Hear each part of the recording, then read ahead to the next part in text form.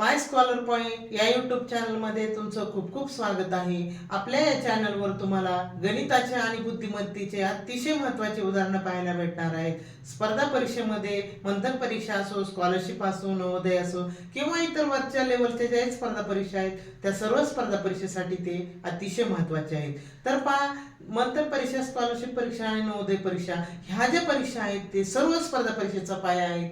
त्यामुळं सर्वच स्पर्धा परीक्षेसाठी जे तुम्हाला भविष्यामध्ये तुम्हाला नोकरीसाठी उपयुक्त पडणार आहे त्या सर्वच साठी जे काही मंथन असो, स्कॉलरशिप, नवोदय असो याचे उदाहरणही खूप महत्त्वाचे आहेत। त्याच्यामुळं पाया पक्का होणं अतिशय गरजेचं आहे। त्यामुळं आपल्या यूट्यूब चॅनलवर जास्तीत जास्त तुमचा पाया पक्का करण्यासाठी प्रयत्न केलेला आहे। तर व्हिडिओ पाहत चला, शेवटपर्यंत पहा। अतिशय महत्त्वाचे उदाहरण आहेत, तुम्हाला त्याचा भविष्यामध्ये अतिशय उपयोग होणार आहे। तर चला, आजच्या व्हिडिओमध्ये सुद्धा आपण गणिताचे काही अशा प्रकारचे उदाहरण घेणार आहोत। पहिलं काय उदाहरण आहे पहा, लसावी मसावीवरचं एक उदाहरण आहे पहा। तर याच्यामध्ये काय दिलेले, 3 अंकी 2 संख्यांचा लसावी हा मसावीच्या 221 पट आहे। जर त्या संख्यांचा मसावी 15 असेल तर त्या दोन संख्यांमधील फरक किती?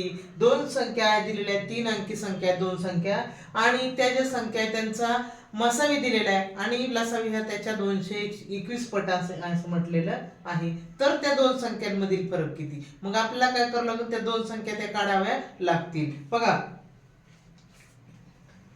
काय सांगितले, मसावी दिलेला आहे। मसावी किती आहे पहा, मसावी आहे 15 आणि लसावी दिलेला नाही, पण काय सांगितले, लसावी हा मसावीच्या 221 पट आहे। मग आपण लसावी काढू शकतो। लसावी बरोबर मसावीच्या किती पट आहे, 221 पट आहे। मग आपण लसावी काढून घेऊ। 221 पट म्हणजे मसावी किती, 15 पट म्हणल्यानंतर गुणिले आपण काय करू, 15 गुणिले 221 करू आणि गुणाकार करून घेऊ। 15 1 15 ला 5 चा हातच्या आला 1, 15 दोन्ही 30 आणि 1 31 हातच्या आले 3, 15 दोन्ही 30 आणि 3 33 म्हणजे किती झालं, 3315 हा झाला लसावी। मसावी माहित झाला, लसावी माहित झाला की आपल्याला काय करता येतं, दोन संख्या काढता येतात। मग त्या दोन संख्या कशा काढायच्या, तर लसावीला काय करायचं, मसावीने भागायचं। म्हणजे काय होईल मग त्याने, तर भागाकार केल्यानंतर जो भाग येईल तो आहे असामायिक अवयवांचा गुणाकार। तर आपण मसावी आणि लसावी मध्ये शिकलेले पहा की मसावी काढत असताना, लसावी काढत असताना मसावी झाल्यानंतर जे बाकीचे राहिलेले असतात ते असामायिक अवयवांचा गुणाकार आणि मसावी सगळ्यांना मिळून लसावी म्हणतात। मग 3315 हा लसावी आहे आणि 15 हा मसावी आहे। मग लसावीला आपण काय करू, मसावीने भागू, म्हणजे काय होईल, असामायिक अवयवांचा गुणाकार येईल। म्हणजे कोणाला भागायचं आता, 3315 म्हणजे लसावीला मसावीने भागायचं 15, मग काय येणार आहे, असामायिक अवयवांचा गुणाकार। असामायिक अवयवांचा गुणाकार बघा, 15 दोन्ही 30 उरले किती, 3 उरले, 3 वर 1 आला 31 झाले, परत 15 दोन्ही 30, परत 1 उरला, 15 1 15 म्हणजे असामायिक अवयवांचा गुणाकार सुद्धा किती आला, 221 आला। मग 221 ची फोडाशी करायची गुणाकारामध्ये आणि ते झाले असामायिक अवयवांचा गुणाकार। कोणत्या दोन असामायिक अवयवांचा गुणाकार येतो पहा, म्हणजे ही संख्या एक लक्षात घ्या, विषम संख्या। विषम संख्या म्हणल्यानंतर एक लक्षात घ्यायचं की मूळ संख्यांचं तर गुणाकाराचं हे नाही ना, कारण विषम संख्या आल्यानंतर बऱ्याचदा मूळ संख्यांचा गुणाकार येत असतो तो। म्हणजे पहा, आता आपण ह्याला भाग कशाने द्यायचं बघा, आपण ह्याला काय करू, 17 ने बघा, 17 ने भाग जाते का, 17 1 17 उरले किती, नाही 17 1 17 उरले किती, 5 उरले, 17 त्रिक 51 म्हणजे कुणी भाग दिला, आपण 17 ने भाग दिला आणि किती आला भागाकार, 17 ने भाग दिला आणि 17 ने भाग दिल्यानंतर भागाकार आला 13, म्हणजे हे दोन अवयव निघाले बघा 221 चे। आता हे जे दोन अवयव आहेत ते असामायिक अवयव आहेत, असामायिक अवयव झाले।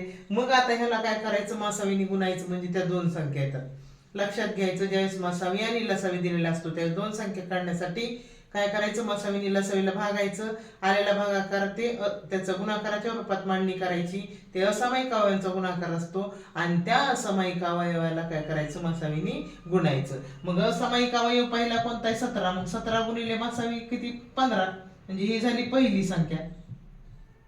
आता दुसरी संख्या कशी येईल बघा, दुसरी संख्या, दुसरा अवयव कोणता आहे, 13 आणि त्याला कोणी गुणायचं, 15। आता याचा गुणाकार करू बघा आपण, 15 7 पाचोदर्शी हातचे आले 10, 15 1 15, 15 आणि 10 25, 255. आता याचा गुणाकार करू. 15 त्रिक 45, हातचे आले 4, 15 1 15, 15 आणि 4.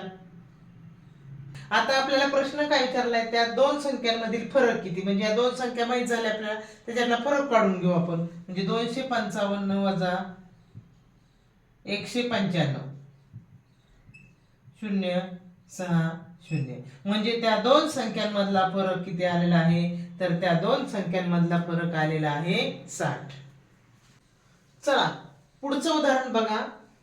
वर्गमुळात 12चा घातांक 3m वजा 2 बरोबर 12चा वर्ग, तर m ची किंमत किती. बघा वर्गमुळावरचं घातांकावरचं हे उदाहरण आहे. पहा अशा प्रकारचे उदाहरण परीक्षेमध्ये भरपूर येतात. तर पहा वर्गमुळात दिलेले 12चा घातांक 3m वजा 2, म्हणजे याचा अर्थ काय, पहा याचं हे वर्गमुळात दिले आणि याची किंमत दिलेली आहे 12चा घातांक 2. मग याचं एक लक्षात ठेवा, वर्गमूळ काढल्यानंतर 12चा घातांक 2 आलेले, वर्गमूळ काढल्यानंतर 12चा घातांक 2 आलेले आहे. म्हणजे आपल्याला काय करावं लागेल, मग वर्गमुळातच दोन्ही जर घ्यायचं झालं तर मग याचा वर्ग करावा लागेल, कारण याचं वर्गमूळ काढलेले. कारण इथं आपल्या वर्गमुळात काढण्यासाठी आपल्याला काय करावं लागेल, मग बघा 12चा घातांक 3m वजा 2 बरोबर, आता याची किंमत आलेली 12चा घातांक 2, म्हणजे याचं वर्गमूळ निघून 12चा घातांक 2 आहे. म्हणल्यावर वर्गमूळ निघायच्या आधी किती असणार आहे, ते 12चा घातांक 4 असणार आहे. आता आपण काय करून घेऊ बघा, m ची किंमत काढायची आपल्याला. हे पाया 12 12 तसेच ठेवून देऊ. आता फक्त ह्याची किंमत बघा, 12चा घातांक 3m वजा 2 बरोबर 12चा घातांक 4, हे दोन्ही समान आहे.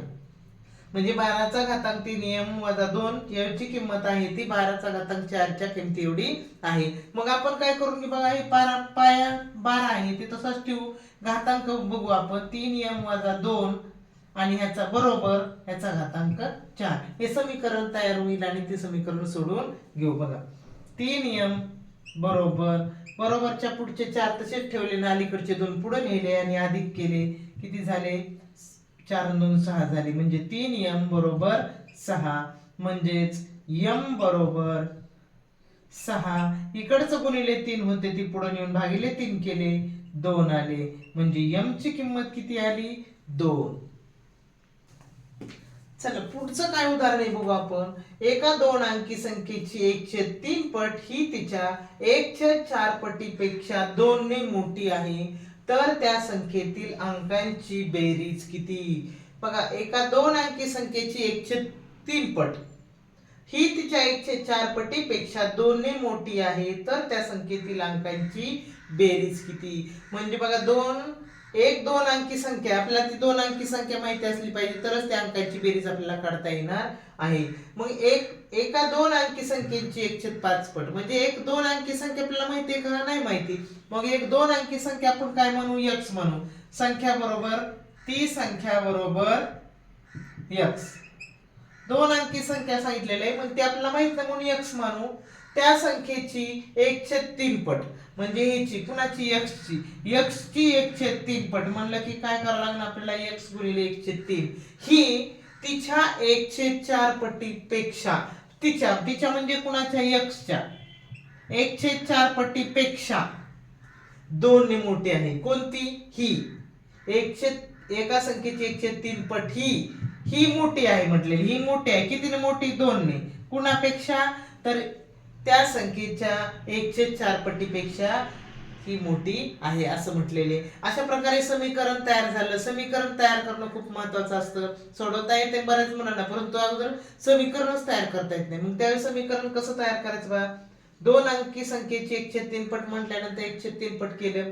पुढं काय दिले, ही तिच्या ही म्हणजे जी एका संख्येची 1/3 पट आहे ती ही 1/4 पटीपेक्षा, त्या संख्येच्या 1/4 पटीपेक्षा 2 ने मोठी आहे. ही मोठी आहे म्हणून ह्याच्यात 2 मिसळायचे. बऱ्याचदा मुलं काय करतात, तिकडच्या 2 मिसळतात. ही मोठी म्हटलेली, मग ह्याच्यात मोठी म्हणल्यावर जास्त आहे ना, म्हणून त्याच्यात 2 मिसळायच्या. आता हे सोडून घेऊ बघा, आपण गुणाकार करू. x गुणिले 1 म्हणलं x/3 अधिक 2 बरोबर, इकडे गुणाकार करू, अंशांशाचाच गुणाकार करायचा. 1 गुणिले x म्हणजे नुसतंच x आणि खाली 4. आता इथं अधिक आहे, अधिक करत असताना छेदाचं बघा छेद सारखे करावे लागतात, इथं छेद नाही मग तिरपा गुणाकार केला 3 आला छेद, तिरपा गुणाकार केला इथं 1 समजा छेद, किती झालं x अधिक 3 दुने 6 बरोबर x छेद 4. पुढे तसेच बरोबरच्या पुढचे. आता बघा दोन इकडची बाजू आणि इकडची बाजू समान आहे, मग त्यावेळेस काय करायचं, ह्या तिरपा गुणाकार करून घ्यायचा, 4 ने कोणाला गुणायचं वरच्या अंशाला, x अधिक 4 म्हणजे 4 ने काय करायचं गुणून घ्यायचं 4 कंसात x अधिक 6 असा तिरपा गुणाकार करून घ्यायचा बरोबर. आता ह्यांचा तिरपा गुणाकार कोणाचा 3 गुणिले x म्हणजे 3x.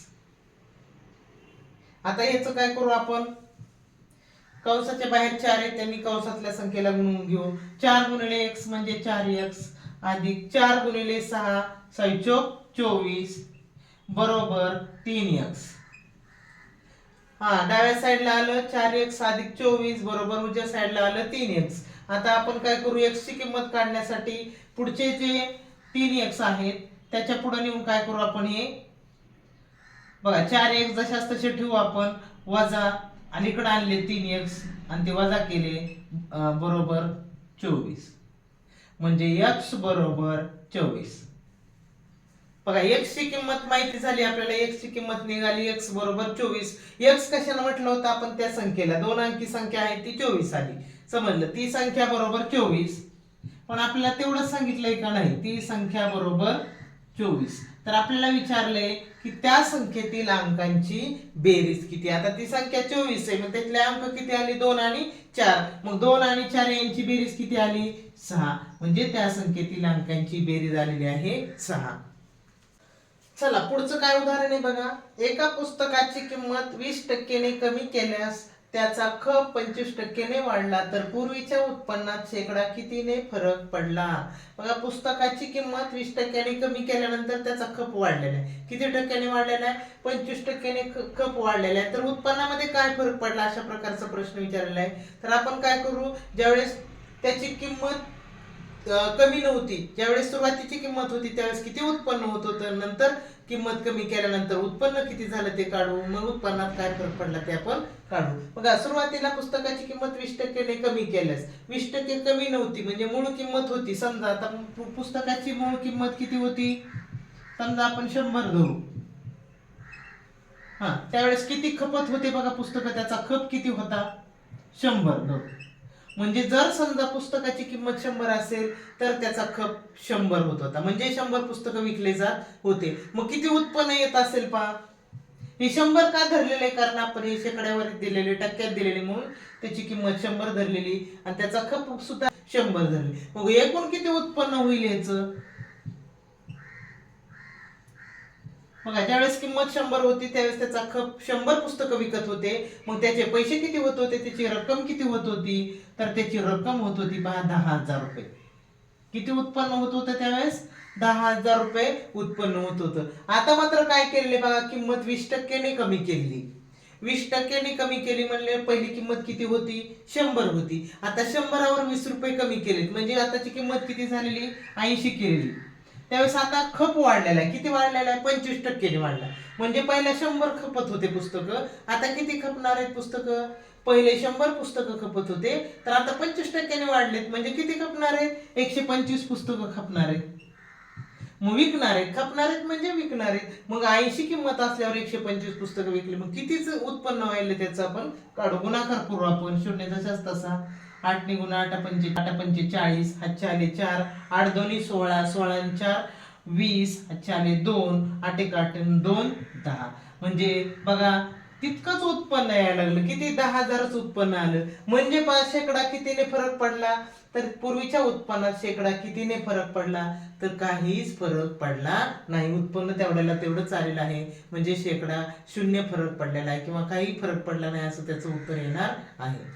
तर पहा तुम्ही माझे व्हिडिओ पाहतात, शेवटपर्यंत व्हिडिओ पाहतात, बऱ्याच जणांना माझे व्हिडिओ आवडतात, त्यांचा रिप्लाय येतो, ते आपल्याला रिप्लाय पण देतात, व्हिडिओला किंवा माझ्या चॅनलला प्रतिसाद द्यावा. व्हिडिओ पाहत आहात आणि तुम्हाला आवडल्याबद्दल त्या कमेंट पण करत आहात, त्याबद्दल तुमचे धन्यवाद. अशाच प्रकारे तुमचा प्रतिसाद असू द्या जेणेकरून मला व्हिडिओ बनवण्यासाठी उत्साह येईल आणि त्याचा तुम्हाला सर्वांना जास्तीत जास्त फायदा होईल. धन्यवाद.